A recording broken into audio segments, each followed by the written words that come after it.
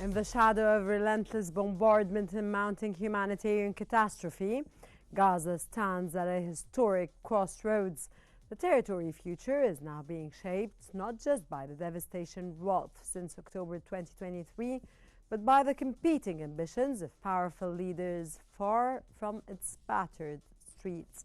U.S. President Donald Trump, on a whirlwind Gulf tour, has revived his controversial proposal to transform Gaza into a zone of freedom under American administration, a plan he claims will bring hope and investment, but which critics see as a thinly veiled land grab. Meanwhile, Israeli Prime Minister Benjamin Netanyahu, facing political turmoil at home, is accused by mediators and observers of prolonging the war to serve his own interests.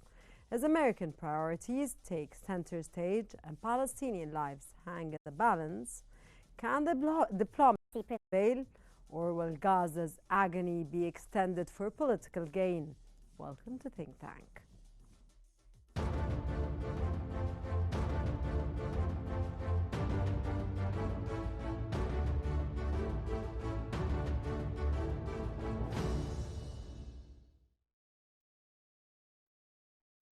The recent Washington Post coverage highlights a troubling paradox amid President Trump's Middle East visit.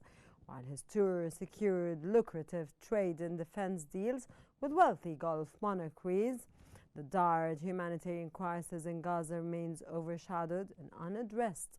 The ongoing conflict has prolonged Gaza into profound misery, with civilians bearing the brunt of violence, displacement and deprivation. Despite the region's imminent influence, meaningful efforts to alleviate Gaza's suffering or broker a lasting peace were notably absent. This disconnect underscores the urgent need for international focus on humanitarian relief and inclusive diplomacy that is a priority for the lives and dignity of Gaza's vulnerable population, beyond strategic and economic interests.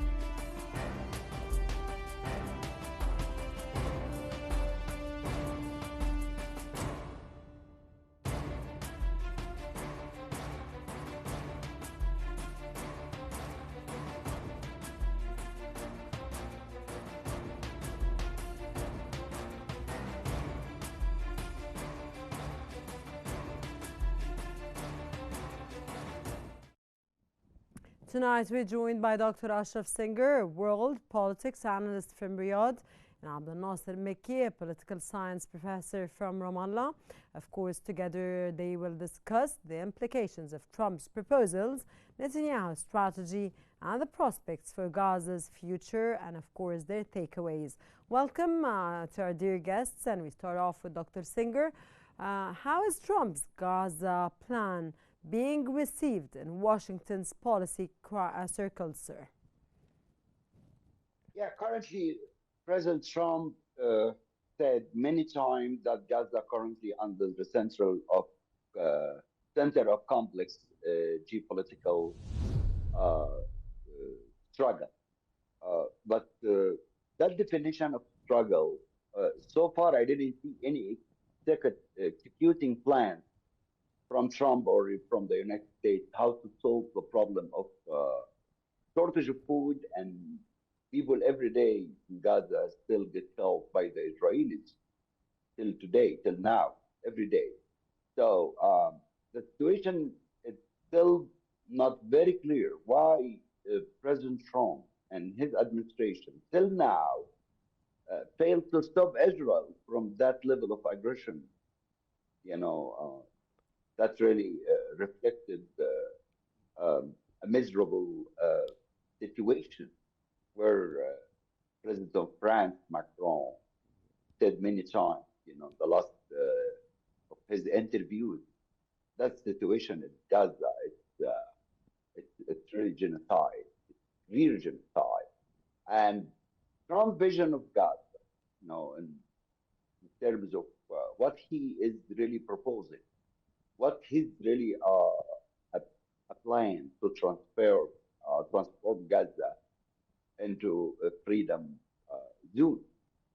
So United States is still giving, suggestions, and we understand the resolutions or solutions to stop this type of killing in Gaza. This is pretty easy. That United States can really put little pressure. I'm not saying, huge pressure on it. That situation we were expecting. I'm sure, the role of power by Saudis, Qatari, Emirates. Um, Sir, in terms sorry of to interrupt you, but as you mentioned, of course, the Saudis and the Qataris, and of course, you mentioned the United Arab Emirates. This brings us to a very important point that I want to ask you about, which is Donald Trump's, of course, Gulf tour, which took him, of course, to Saudi Arabia and Qatar and the United Arab Emirates, which was his last leg.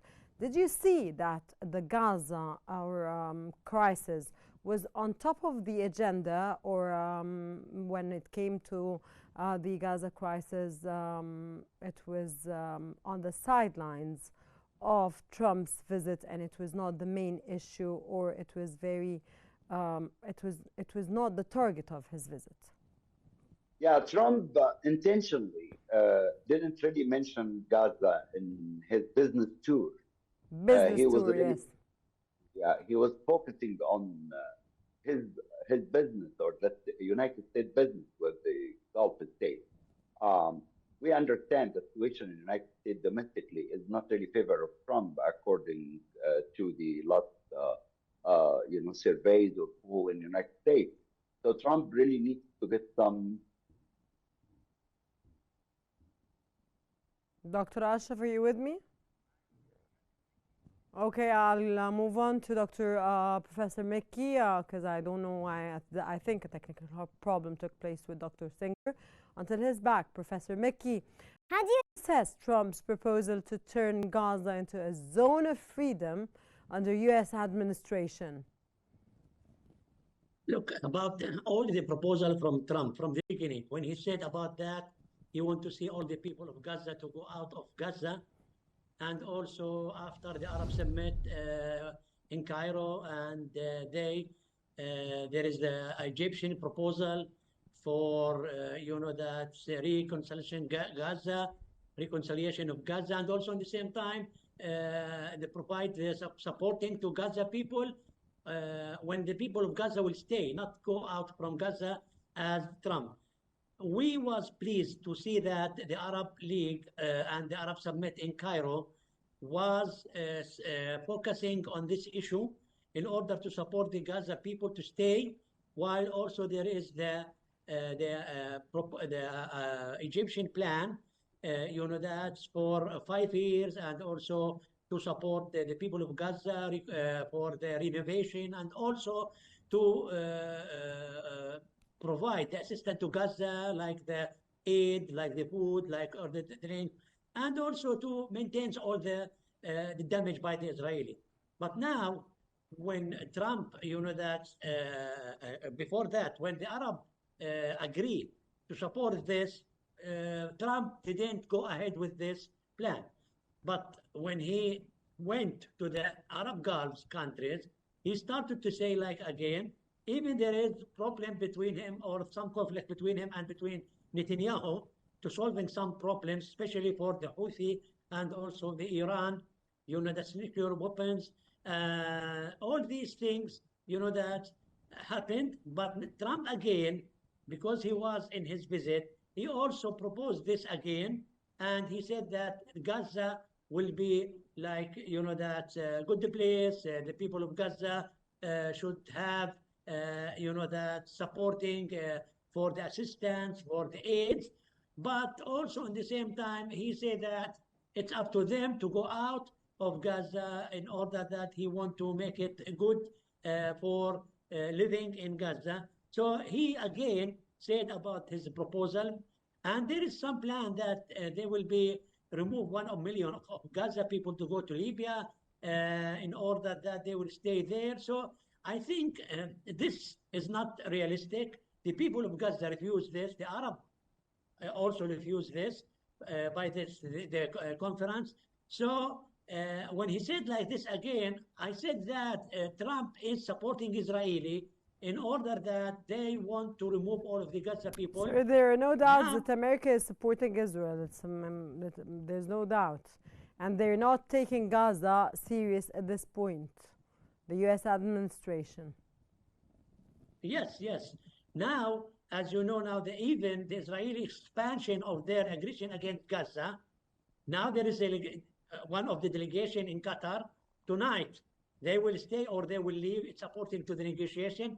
From our point of view here, and what is going on the ground, and also what on the discussion, I think the Israeli now they want to expand their aggression, and they will start it with the middle of Gaza in order to go ahead and all the that trials for the supporting Gaza, for the aids and for drinking and for the food is not that succeeded. So now we are talking about miserable, catastrophic. We are talking about genocide in Gaza. While they are talking about the removal of people Gaza from Gaza, they want to make a pressure on the people to leave Gaza. But the people of Gaza until now, as you see on the TV or on all the channels, they remaining in Gaza. They say that they want to die in Gaza and not go out. This is Sir, their something. resilience is very much appreciated and, of course, is very much hailed and praised. I move on to Dr. Singer. How do economic interests shape the American approach to Gaza? And do you think that the United States is making it a priority to its own interests over Palestinian lives and the people of Palestine, sir? This is a very good point, and would like to hear Trump from United States now after a successful visit to the Gulf states. We understand, the role of the top power in shaping or reshaping foreign policy. It's getting, more important now in the United States and all over the world. But the point now is Trump really ready to make that balance between that level of aggression from Israelis against Gaza people, and make that balance also to achieve a ceasefire and rebuilding, Gaza Strip again. Is Trump ready to put pressure on Israel, as Israel is major and main burden in the United States economy in terms of sending arms and military aid and economic aid to Israel. I think this is a very critical point of the Trump foreign policy, how to make that balance between the interest of the Gulf, which include other Arab nations, and of course Trump is really considering, the role of Egypt in achieving stability in the Middle East.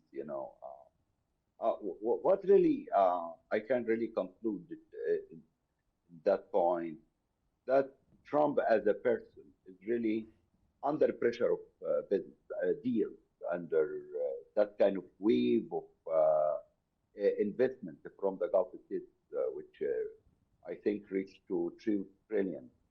never ever Israel can really give Trump or the United States that type of or that amount of money to help the U.S. economy. I'm sure Trump will make that balance soon, just to uh, satisfy the Arab countries, satisfying the Gulf states, and I'm sure the role of the soft power is gonna to play a critical role in Trump foreign policy in coming days. And but the point now, how really we can really control that level of aggression by Israelis. Uh, Unfortunately, I understand, like the Witkoff, um, what he said last 2 days, before last 3 days before Trump visit to Saudi Arabia.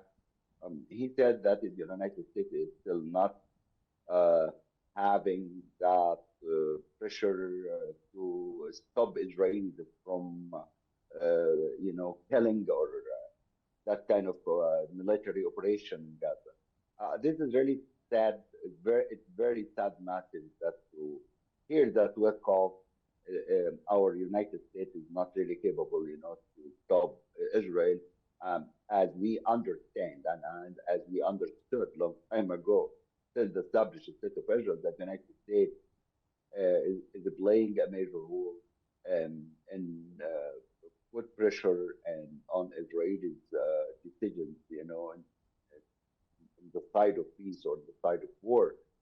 I'm hoping that Trump can really achieve uh, this this equation or solve this equation uh, in favor of establishing, two states, Israel and Palestine, that can really achieve long peace or long time or achieving. Dr. Singer, I'll be back to you again. Professor Mickey, what are the main concerns about the American administration of Gaza? I think the American administration now is thinking about how they could support the people of Gaza. They are seeing the miserable situation there. The people of the American people, also there are many demonstrations in the world, especially today they started in Europe and also in the even in some American cities. So the American now administration is for the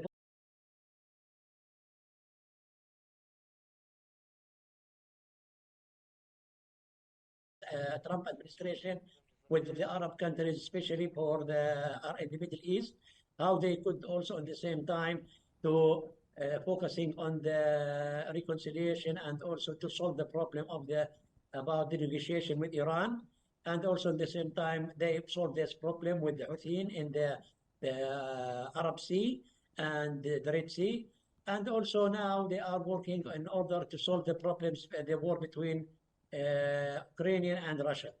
This is now according to the plan of Trump. He did like this and he go ahead with this.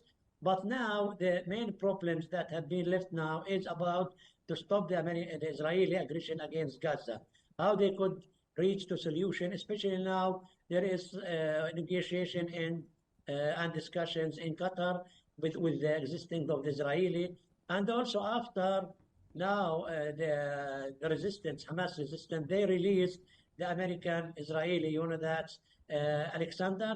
So they give like a good image, but it's unfortunately they didn't have been used by the American to push on the Israeli in order to stop the war and the genocide.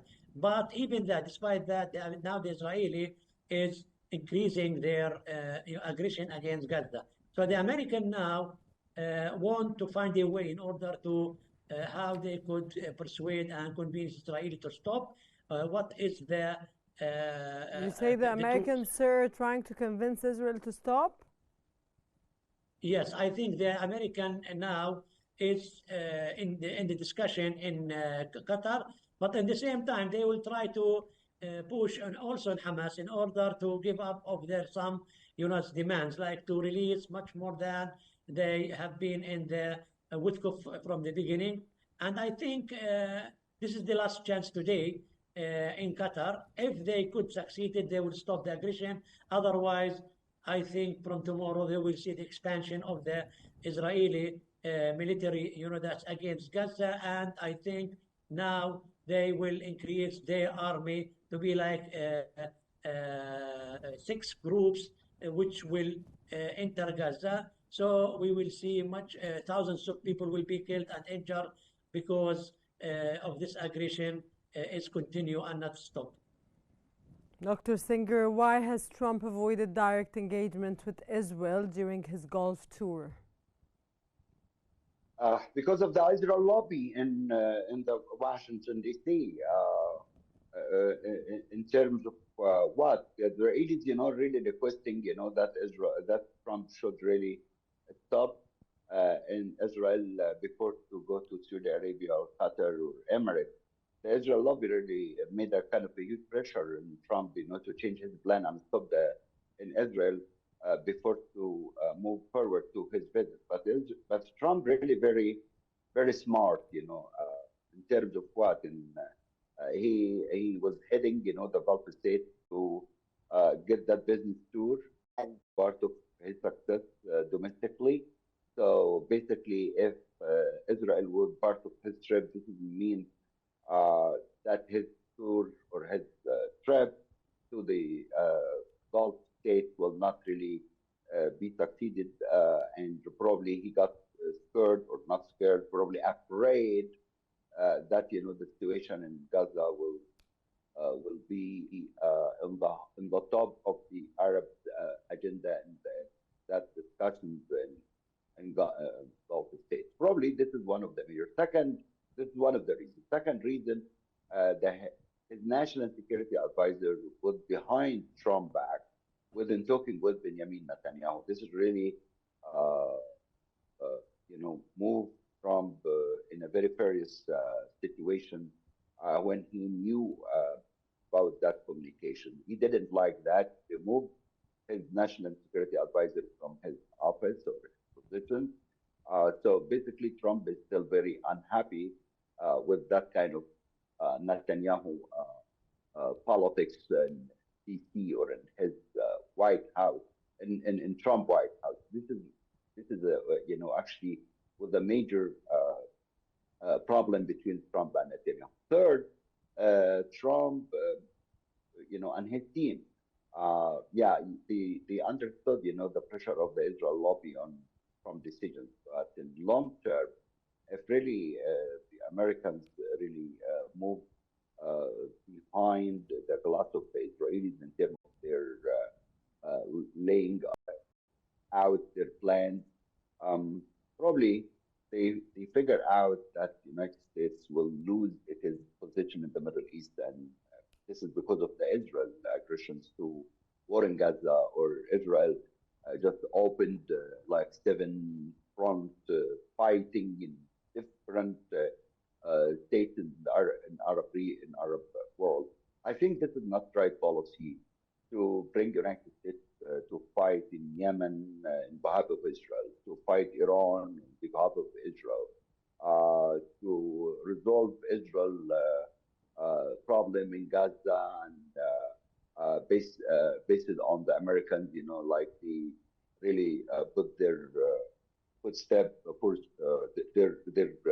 their position there in Gaza. I think this is America gonna to lose its reputation as a fair and mediator, and probably next step will lose its position in terms of the Chinese they are coming so fast to play a major role in the Middle East, and I think this is not a good news for Trump if he really lost the Arab support of the American diplomacy or accepting American foreign policy. I hope after that visit can really Trump reshape the American foreign policy towards Gaza, Palestinians, Middle East, and this is actually the best role United States should really act, backing us to the rule of Jimmy Carter when he had succeeded to make that peace between Egypt and Israel, and it's still stable because of the support of the United States, and I'm sure that United States can really make another initiative of peace between Palestinian and Israel. So the question now, or the answer now, uh, both of the answer and the questions really inside the White House or in United States, uh, because the other So, options sir, your for the final words are the question and the answer are at the White House. White House. Yeah. Okay, sir. That was Dr. Ashraf Singer, a world politics analyst from Riyadh, and Abdel Nasser Mikki, a political science professor. Thank you very much for your takeaways, and thank you very much for your insights and valuable knowledge. As Gaza's future leaders, Trump's investment-driven vision and Netanyahu's hardline tactics clash, deepening the crisis and the displacement. Caught between ambition and survival politics, Palestinians face mounting uncertainty. The world watches, but the urgent question remains, will Palestinians finally be prioritized, or will they continue to be overshadowed by strategic interests? That concludes today's episode of Think Tank. Thank you very much for watching, and stay tuned for more updates at Qnews.